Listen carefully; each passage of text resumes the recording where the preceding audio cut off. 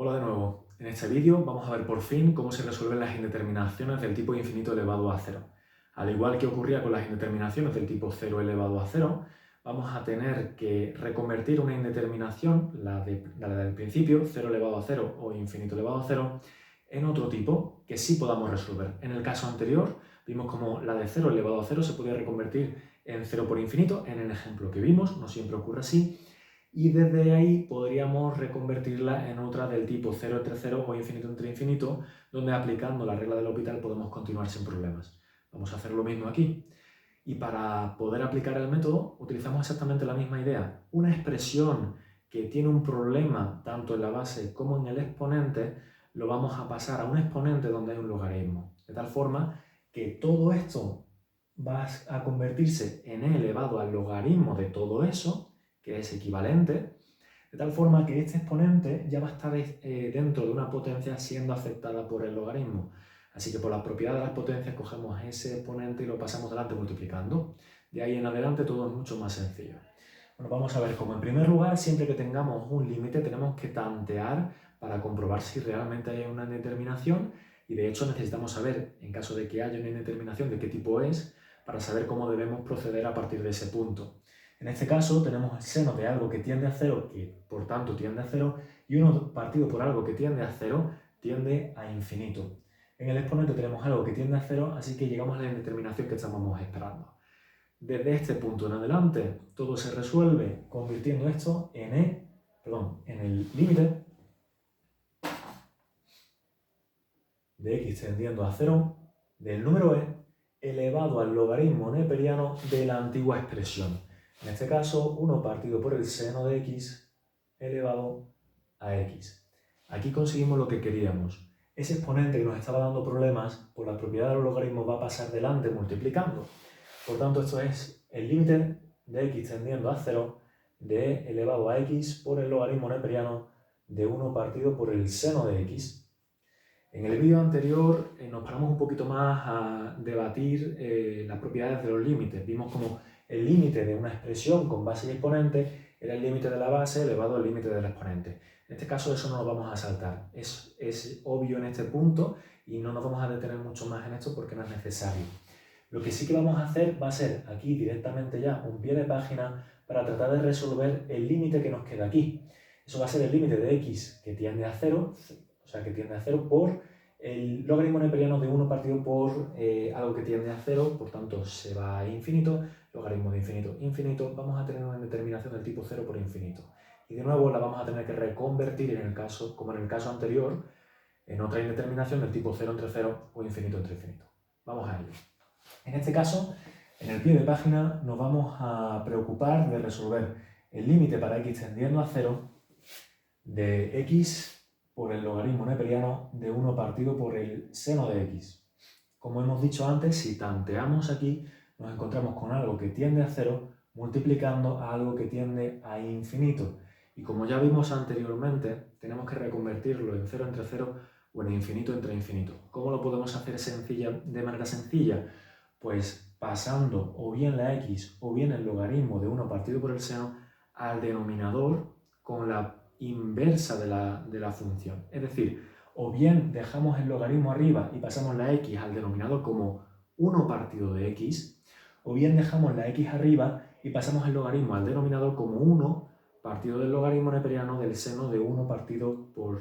Perdón, repito, o bien dejamos la x arriba y pasamos el logaritmo al denominador como 1 partido del logaritmo neperiano de 1 partido por el seno. Evidentemente, de las dos opciones que acabo de comentar, la segunda parece más incómoda, puesto que tenemos un logaritmo, un seno y dos veces la función de proporcionalidad inversa. Todo eso hay que derivarlo según la regla de la cadena y en el orden preciso. Es verdad que en el numerador se nos queda una x que es muy sencillito de derivar, pero en el denominador tenemos que pagar un precio muy alto. La otra opción, la primera que comentaba, quizá nos puede resultar un poquito más sencilla en este caso. Por tanto, lo vamos a convertir en el límite de x tendiendo a 0 del logaritmo neperiano de 1 partido por seno de x, todo partido, y esta x pasa al denominador como 1 partido por x. Daos cuenta de que si aquí hiciéramos producto de extremos entre producto de medios, de aquí volvemos atrás. Sin embargo, con este paso lo que conseguimos es reconvertir una indeterminación 0 por infinito en otra del tipo 1 partido por 0 que se va a infinito, logaritmo de infinito, infinito, entre 1 partido por 0, infinito. Cuando tenemos este tipo de indeterminaciones ya sabemos que inmediatamente podríamos aplicar la regla del L'Hopital, de tal forma que vamos a derivar por separado numerador y denominador. De tal forma que en el numerador tenemos el logaritmo de 1 partido por seno, tenemos el logaritmo, la función seno y la función de proporción inversa, todas en composición. La que se está aplicando sobre todas las demás es el logaritmo, así que esa va a ser la primera que vamos a derivar. Recordad que la derivada del logaritmo neperiano de x es 1 partido por x. Por tanto, lo que vamos a hacer es obtener 1 partido por seno dado la vuelta. O sea, 1 partido de 1 partido por el seno de x. Si esto no lo vemos del todo claro, es mejor que tomemos un papel y lo hagamos en sucio tranquilamente. Lo que está claro en este caso es que lo que está siendo afectado por el logaritmo va a quedar en su forma inversa. Y la forma inversa de 1 partido por el seno es sencillamente seno de x. Ya hemos derivado el logaritmo neperiano. Ahora tenemos que multiplicar, según la regla de la cadena, por la derivada de la siguiente función que forma parte de la composición. En este caso tenemos que tener en cuenta que entre la proporción inversa y el seno, la que se está aplicando de una manera más externa sobre la otra es la de proporción inversa, puesto que la proporción inversa afecta al seno, pero el seno no tiene una proporción inversa en su interior. Por tanto, ahora tenemos que derivar 1 entre seno de x. La derivada de 1 partido por x es menos 1 partido de x cuadrado. Por tanto, la derivada de 1 partido por seno va a ser menos 1 partido por seno cuadrado. Así que multiplicamos por menos 1 partido de seno cuadrado y aquí necesitamos un paréntesis. Y según la regla de la cadena todavía queda por multiplicar por la derivada de la tercera función que está formando parte de esa composición de funciones. Teníamos el logaritmo, teníamos la función de proporción inversa y tenemos la función seno, que es la última en aplicarse. La derivada de la función seno es la función coseno de x. En el denominador tenemos la función 1 partido por x, cuya derivada es menos 1 partido por x cuadrado. Y ya lo tenemos. De aquí en adelante lo único que tenemos que hacer es simplificar. Aquí podríamos simplificar este menos con este menos. Podríamos simplificar un seno con un seno. Tenemos que tener en cuenta que cuando estamos realizando esa simplificación, las cosas que estamos simplificando no son exactamente cero. Es cierto que tienden a cero, pero no son exactamente cero. Por eso las podemos simplificar.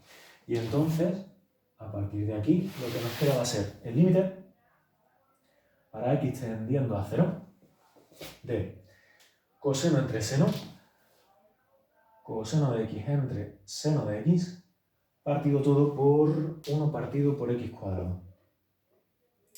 Si seguimos desarrollando esto, haciendo productos extremos entre productos de medios, tenemos el límite para x tendiendo a 0 de x cuadrado por coseno de x partido por seno de x.